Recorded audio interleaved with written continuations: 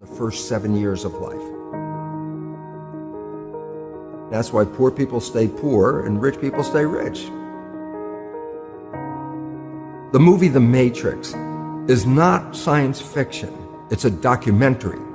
Every human, and it's a fact, every human first 7 years is download hypnosis. The brain of a child under 7 is in a lower vibrational frequency. When you put wires on a person's head, you read electroencephalograph, reading brain activity. A child below 7 has a lower vibration than consciousness. It's called theta.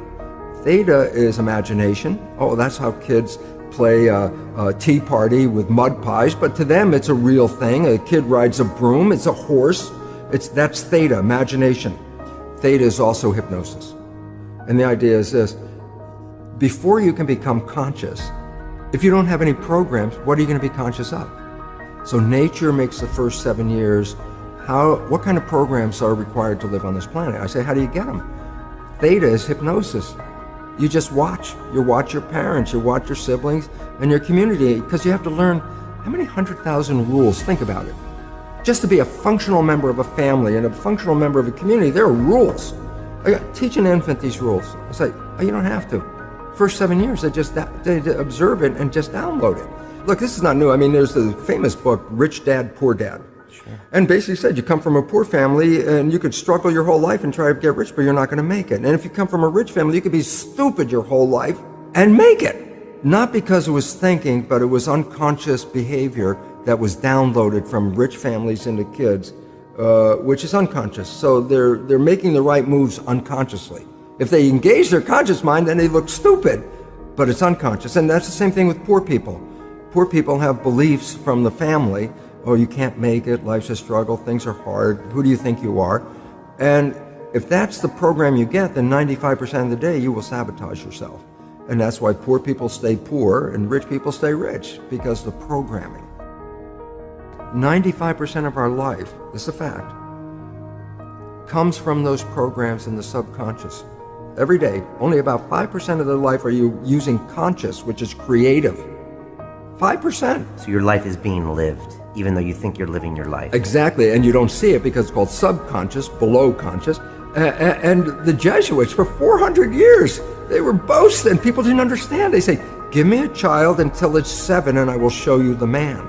They've been saying that for 400 years because they knew 7 years was the program period. And 95% of your life after that will be whatever that program is.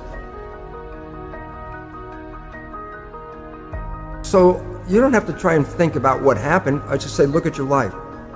The things you like that come into your life come in because you have a program that supports them.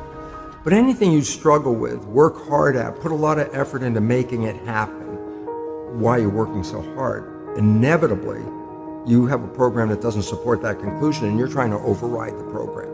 So you don't need to do a lot of strength and psychology stuff. You just look at your life and say, where am I struggling? Because wherever you're struggling, inevitably it's a program in your subconscious that does not support that destination you've been looking for. The conscious mind is creative and can learn in any number of ways. Read a self-help book, go to a lecture, listen to this program, and conscious mind's going to get some awareness. And I go, yeah, but subconscious mind doesn't learn that way. I go, right, it doesn't. Subconscious mind learns in 2 fundamental ways naturally. Hypnosis, which is the first 7 years. And after age 7, how do you put new programs in? Repetition.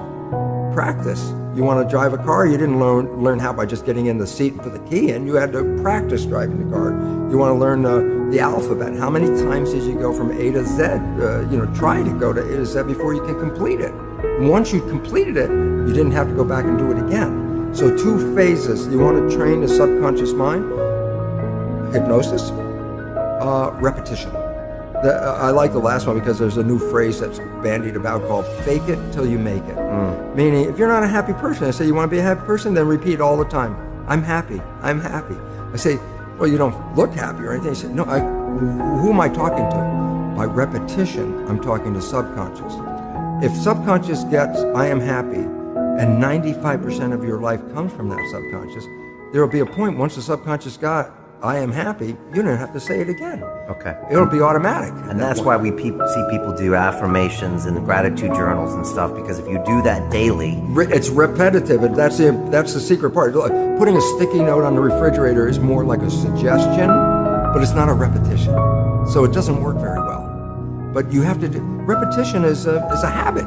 It's making habit. So you got to do something religiously in the sense of repeating it to make it work.